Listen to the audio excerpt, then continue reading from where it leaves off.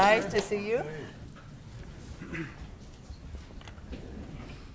Well, good morning, everybody, and thank you, President Machicki, Madam Speaker, Speaker Stutes, for the invitation. Great to see so many of my friends and colleagues here, and it's great to be back home, a place with grit, with spirit, with heart, and I think we have showed that over the past 2 years, which have been some of the most challenging in our state's history.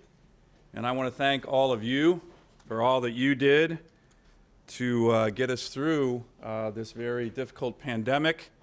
And I hope, and I think it started a little bit last night when I flew home and midway through the flight was told I could take off my mask, that we're putting this pandemic in the rearview mirror. So thank you. I mean that very seriously. I want to let you know who came with me. I got a big contingent of staff, and even more important than staff, who are here. Larry Burton, Chad Padgett, Amanda Coyne, Dana Herndon, Ben Diedrich, who do great work for me. You all know them. And of course, the love of my life, my wife Julie, is also here. So thank you to my team and to all the staffs here. We know that they are the unsung heroes in terms of getting work done in any legislature. So how about a round of applause for all our staffs?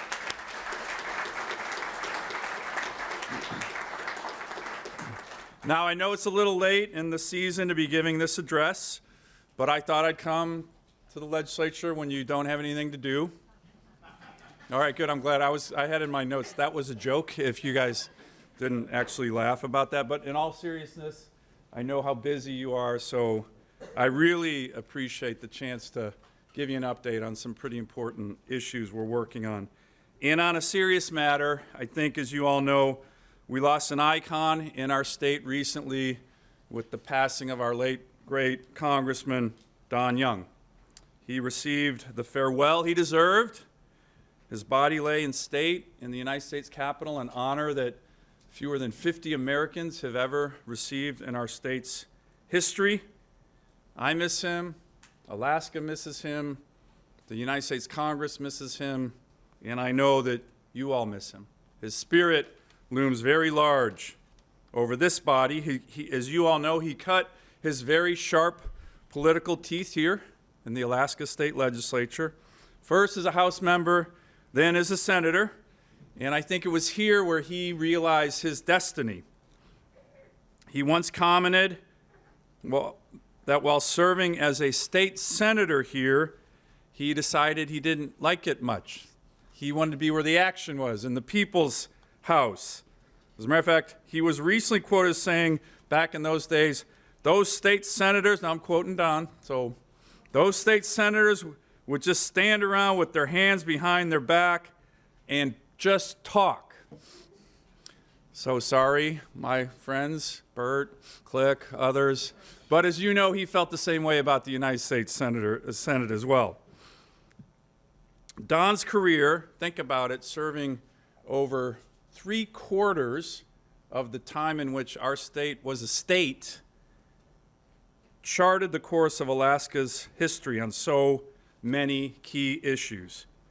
But he also knew that levity and humor, often in short supply during difficult, contentious political debates, are needed and appreciated in public life. On the day Don passed, I called Speaker Pelosi to make the request for a ceremony in the United States Capitol.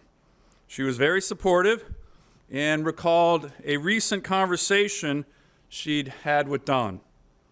He was wearing a bolo tie with carvings of a salmon, a seal, and a walrus. Don, I love your tie, Speaker Pelosi teased. I think you're turning into an environmentalist. No, Nancy, he replied, pointing to the animals. This is lunch. He was funny, and we also know Don wasn't shy.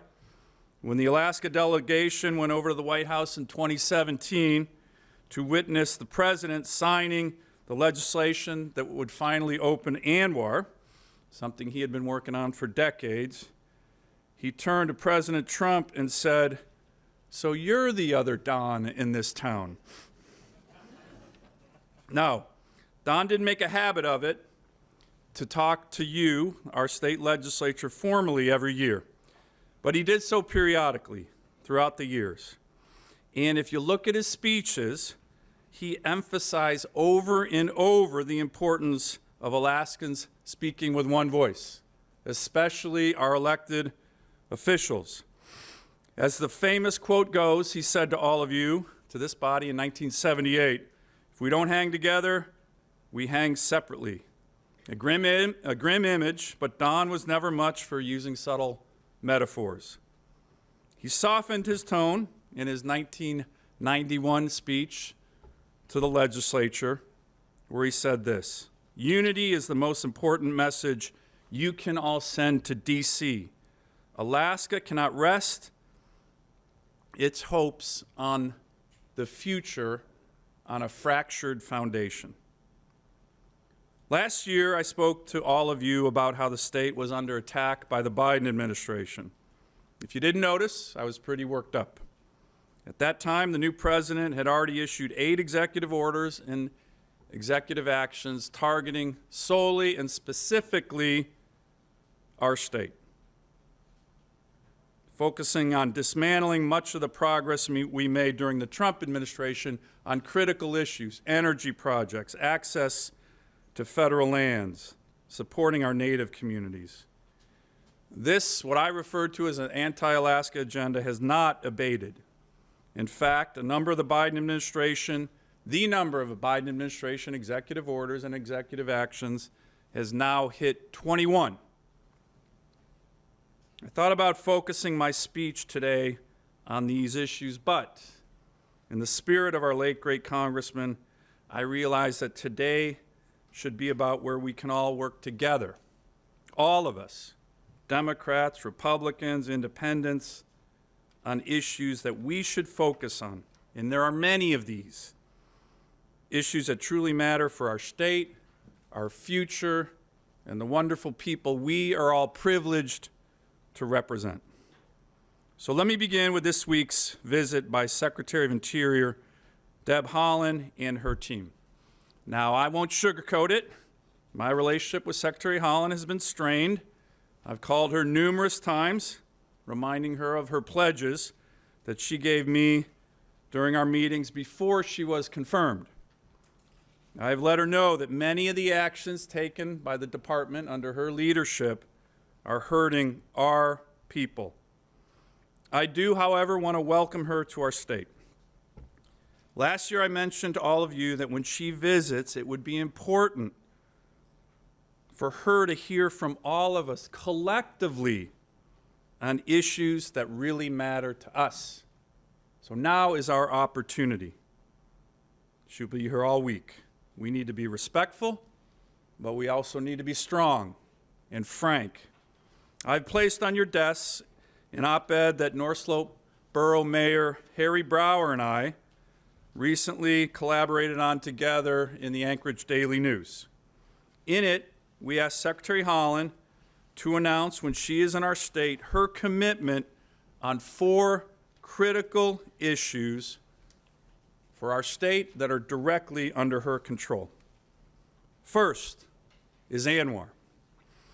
After my legislative speech in 2017, some of you might remember, I was presented with a joint resolution from this body, by the way, a unanimous joint resolution from this body that in essence said now is finally the time to get ANWR done. And we did it. And when I say we, I mean all of us.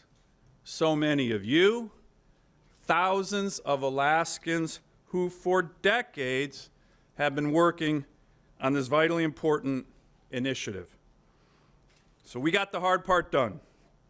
2 mandatory lease sales to open ANWR for exploration and development passed by the United States Congress and signed into law by the President of the United States. Under our Constitution, President Biden and Secretary Haaland have only one responsibility: to, quote, faithfully execute this law. That's it. We are a nation of laws. Secretary Haaland should unequivocally tell all Alaskans that she will faithfully follow the law on ANWR and honor Alaska's already valid leases without delay.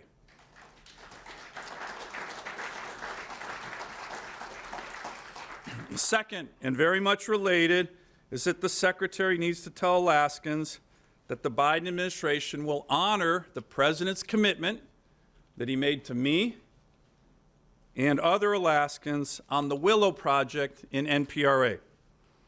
The stakes for Alaska and America are enormous for this important energy development, which will unlock hundreds of thousands of barrels of oil per day, as well as other opportunities in the NPRA, not to mention billions in revenue for local, state, and federal governments and thousands of Alaskan jobs. It is for this reason that almost everybody in Alaska, AFN, the North Slope Borough, the building trades, all of you support this vital energy project in our state.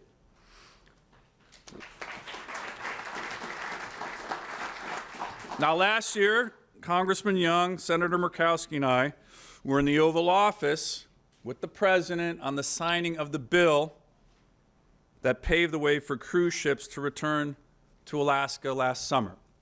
And I took the opportunity, thank you, that was important. We had a discussion there, but I took the opportunity and said, Mr. President, I'd like to change the subject, if you don't mind. And I had a handout on Willow, and I talked to him and gave it to him and his staff. You saw some of the eye rolling from the staff, like, I can't believe he's doing this. But it went to all the elements of this important development. The President said, all right, Senator, I'm going to get back to you on this. Let me look at it. 2 days later, a senior official from the White House called to say that the President of the United States fully supports the Willow Project. Great.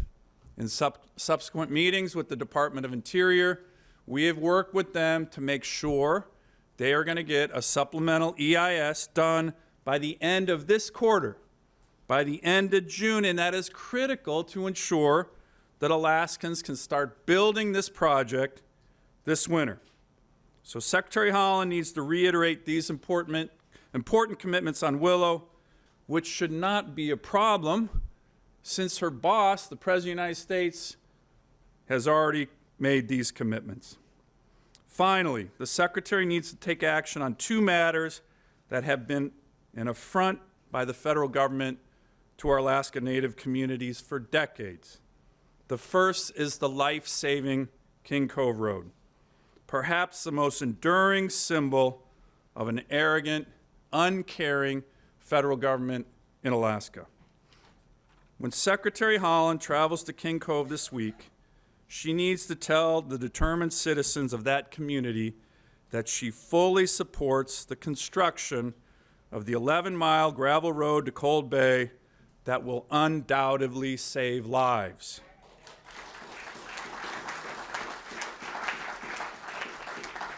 And she also needs to unequivocally voice her support for our heroic Alaska Native Vietnam veterans who were unable to select their native land allotments because they were patriotically serving their country in a war that many Americans were avoiding serving in. Last year, before all of you, I went into some detail about this issue. It's an issue I'm very passionate about, and I worked hard to get my legislation signed into law to right this historic wrong. In fact, it was the number one issue I raised with Secretary Haaland during her confirmation process. I told her, you must rapidly implement this law, the public land order that is ready to go by your predecessor.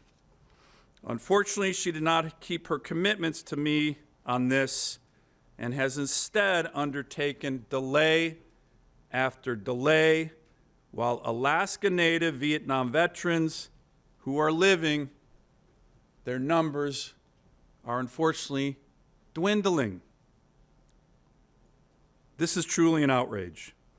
Senator Murkowski and I have recently written the Secretary on this matter after I heard rumors that she was planning on announcing an environmental assessment for these allotments when she came up here this week, which will, in essence, amount to further delay.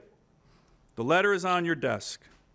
In it, I implore her not to take such a disrespectful, shameful, and unnecessary action. The Alaska Legislature, all of you have many voices, have powerful voices, and I hope we can all raise our voices in unison to Secretary Holland on this vital issue,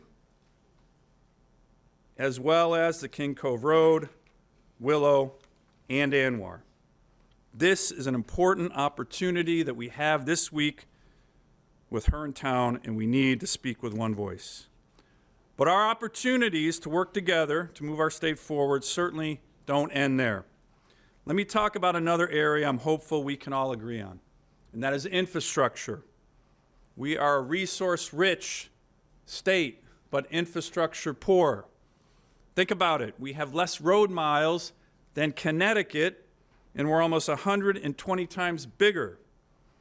And when we do have infrastructure projects to build, radical, extreme, lower 48 environmental groups, often with assists from misguided federal judge here in Alaska and in the lower 48, do their damnedest to stop projects being built. So getting more infrastructure built for our state, roads, bridges, ports, harbors, broadband, has been a top priority of mine as your senator. The 5-year bipartisan infrastructure bill we passed last fall will go a long way to addressing many of Alaska's infrastructure needs, but only if we all work closely together. You have my unwavering commitment to do so. In fact, Congressman Young, Senator Murkowski, and I already testified before a House committee and are looking forward to testifying in front of Senate Finance as well. And while not perfect, this hard infrastructure bill has many provisions that fit closely with our state's priorities.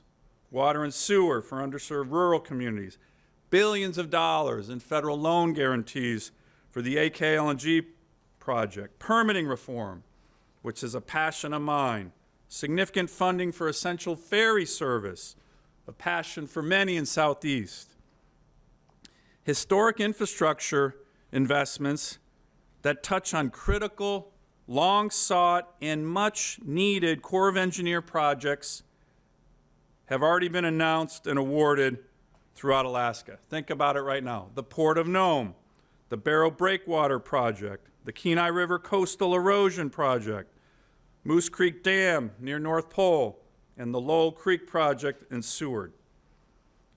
I believe the biggest opportunity of all with regard to infrastructure is in the area of broadband. Historic federal funding over the next 5 years from this infrastructure bill and the Federal Communications Commission, the Tribal NTIA program, and the USDA Rural Connect initiative should enable us as a state to wire every community in Alaska with internet connectivity if we coordinate well and work together.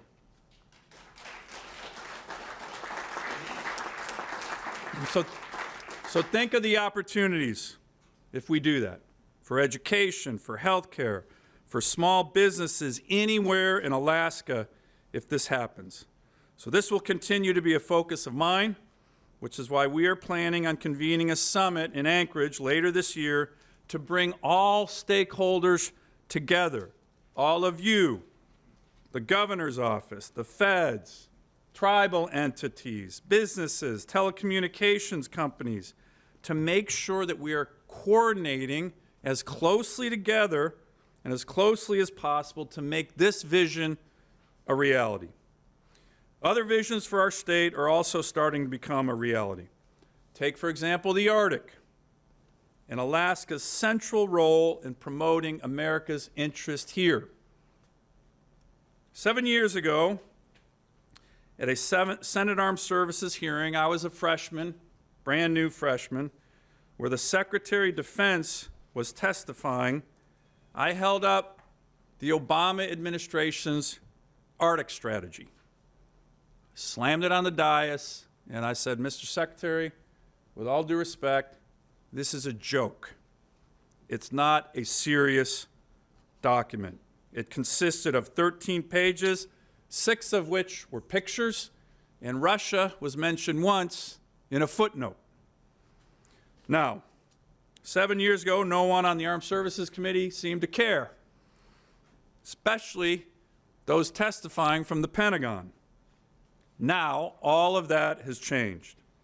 Just 4 weeks ago, the NORTHCOM commander was testifying before the Senate Armed Services Committee. And so many senators, Democrats, Republicans, were pressing the NORTHCOM commander on Arctic security issues, on icebreakers, on the Port of Nome, on Russian aggression, on other topics. At one point, I looked back at this hearing and felt a little bit like a proud papa, because this is the issue I had been focused on in the Armed Services Committee for 7 years, and now everyone on the committee was focused on the Arctic, including my Arctic Security Initiative bill, which became law last year and will ensure that the Pentagon continues to maintain its focus on this critical area of the world, our area of the world. So here's where we can all work together. Senator Murkowski and I and Congressman Young were able to get passed into law last year the Ted Stevens Center for Arctic Security Studies, which the Department of Defense, and this will be a DoD-run center, recently announced will be headquartered in Anchorage. With your help, this has the potential to be the leading Arctic security and economic security think tank in the world. Yes. Regularly convening global experts and the most innovative minds on the strategic importance and needs of the Arctic and its people. The potential for this initiative, and it's happening. This isn't pie in the sky, it's announced, we're doing it. The potential for this initiative for our state, for our country, in my view, is limitless. And so too is our potential to be the leading location to study the oceans and the need to keep them clean and healthy and sustainable. Last year, I mentioned the important victory that we had achieved, working closely with Senator Bert Stedman and his team on finally bringing the NOAA research vessel, the Fairweather, back to Ketchikan where it belongs. The new pier and home port facility right now for the Fairweather are being built in Ketchikan. An estimated 50 crew members and NOAA researchers will reside in Ketchikan. At the end of 2020, my bill, the Save Our Seas Act 2.0, was signed into law. Now, SOS 2.0, as we call it, which is the most comprehensive ocean cleanup legislation ever to come out of the United States Congress, contains a provision establishing a congressionally chartered Marine Debris Foundation. I've been making the case to NOAA that the natural place to headquarter this foundation on the oceans is Alaska. Think of the potential for our state. With our university system's ocean and fisheries experts, combined with NOAA's research facilities here in Juneau, world-class, and in Ketchikan, and this new Marine Debris Foundation, all attracting the best minds in the world to help foster and grow our economic opportunities that relate to clean and sustainable oceans while strengthening our coastal communities. So my team and I would like to work with you, all of you, and the university to put forward a compelling proposal to convince the new Marine Debris Foundation Board to set up shop here in Alaska,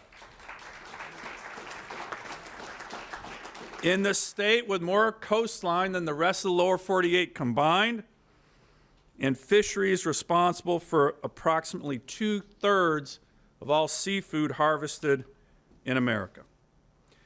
So that's a pretty good list. Not so much a Democrat or Republican list, but components of an Alaska agenda that we can all focus on together. ANWR, NPRA in Willow, the gift of a road to the people of King Cove, the gift of land to Alaska Native Vietnam veterans who earned it, much needed infrastructure for Alaska, and making our state the recognized global leader on Arctic and ocean issues. So let me conclude by mentioning two more areas of cooperation. Both have been in the news a lot. Both are in many ways very tragic, and both are critically important to our future as a state and nation.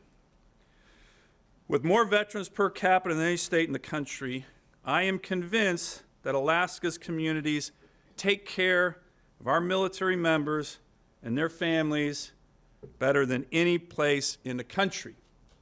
I've witnessed that my whole career.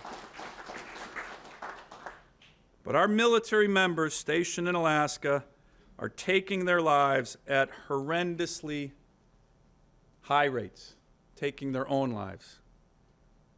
11 last year alone, with 6 more being investigated already this year.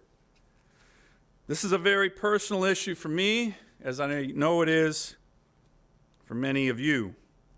Over 2 decades ago, I had a young Marine under my command, handsome, strong, committed, who called me late one night struggling with a hard personal issue.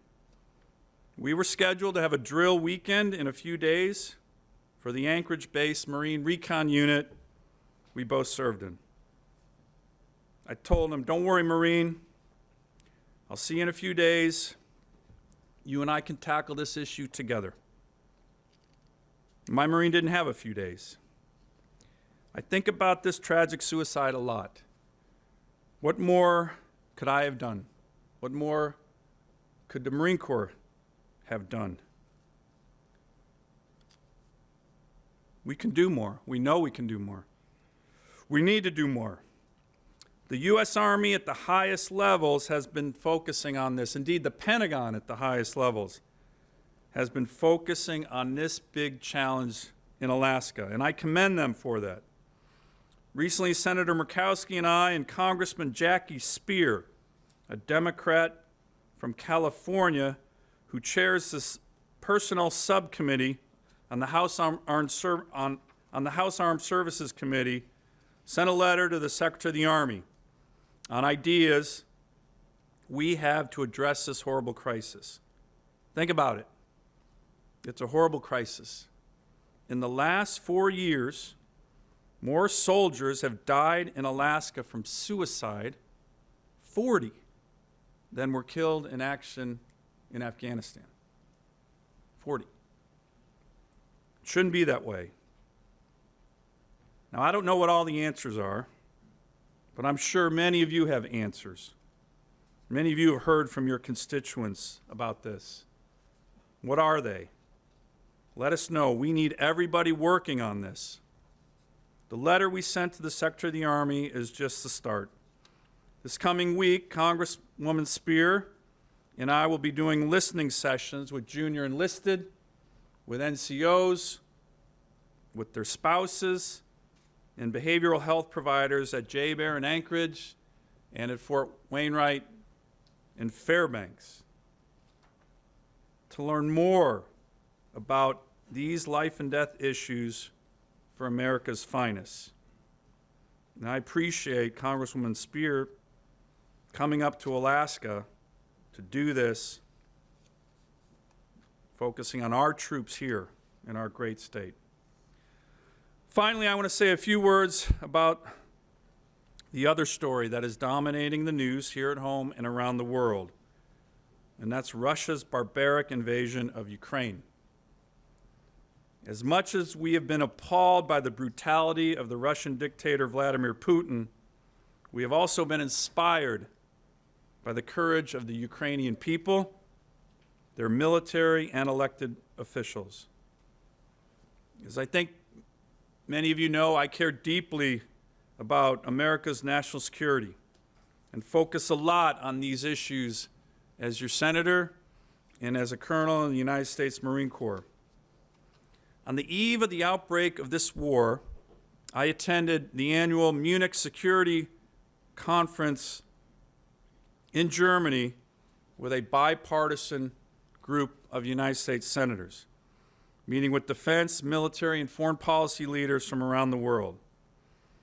President Zelensky was there, as well as the imposing mayor of Kyiv, Vitaly Klitschko. But the most moving meeting I had was with a number of young Ukrainian parliamentarians, mostly women, strong, smart, brave, elected officials. They reminded me of many of you in this chamber, and now you see some of them on TV showing courage despite the grim odds stacked against them and their country. Well,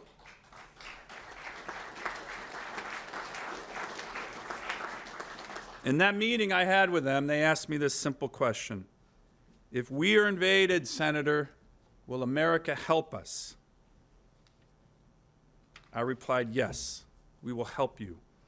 And I've tried to ensure that we keep this promise by relentlessly pressing the Biden administration, the Pentagon leadership, to adopt a winning strategy for Ukraine. What is a winning strategy for Ukraine? More lethal weapons, tighter sanctions, more intel sharing, and more American energy supplies to our European allies who are dangerously dependent on Putin, who uses Russia's energy as a weapon. This should be a clarifying moment for all of us. We need to fully understand the broader implications of this barbaric invasion of Ukraine.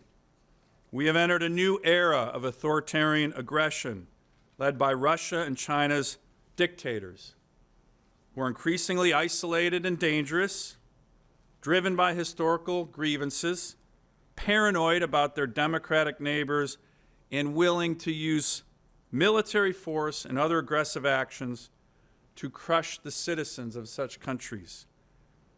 These dangerous dictators, Vladimir Putin, Xi Jinping of China, are increasingly working together to achieve their aggressive goals, and they are trying to split the United States from our allies. We must wake up to the fact that this new era of authoritarian aggression will likely be with us for decades. And we must face it with strategic resolve and confidence. The United States has extraordinary advantages relative to the dictatorships of Russia and China if we are wise enough to utilize and strengthen them. Think about what those are.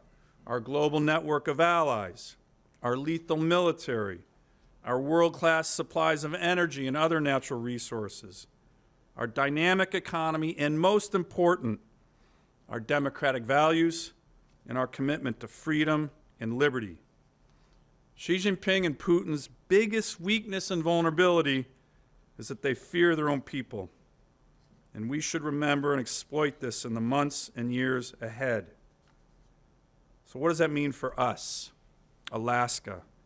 I believe Alaska has an enormous role to play in ensuring that America prevails in this new era of brutal dictatorships versus democracies. Think about what we have. Incredible strategic location, a very lethal military. We just received our full complement of F-35s to Eielson last week, making our state the only place in the world with over 100 fifth-generation fighters.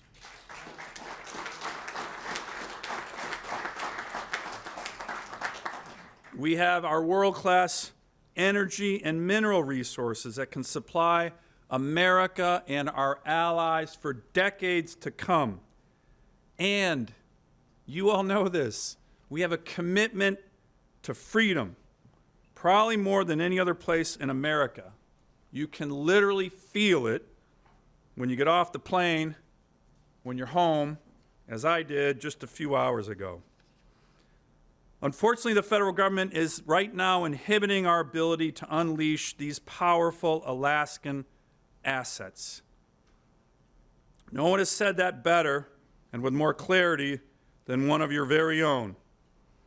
Representative Josiah Puckatuk, along with Mayor Harry Brower, in a recent Wall Street Journal op-ed read by millions of Americans.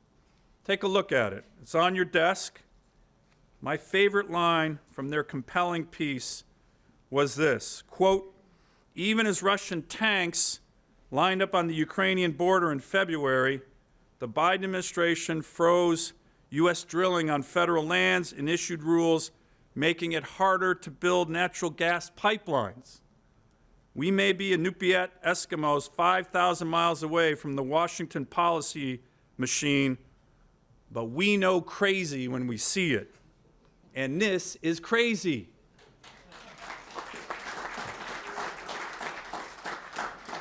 Now more than ever, the federal government needs to be a partner with us, with our state, enabling Alaska to unleash these incredibly powerful strategic advantages for our country, for the benefit of our state, for the benefit of America, for the benefit of our allies, and literally, right now, for the benefit of the world.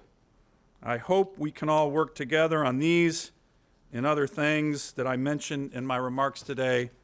Thanks again for taking the time to listen.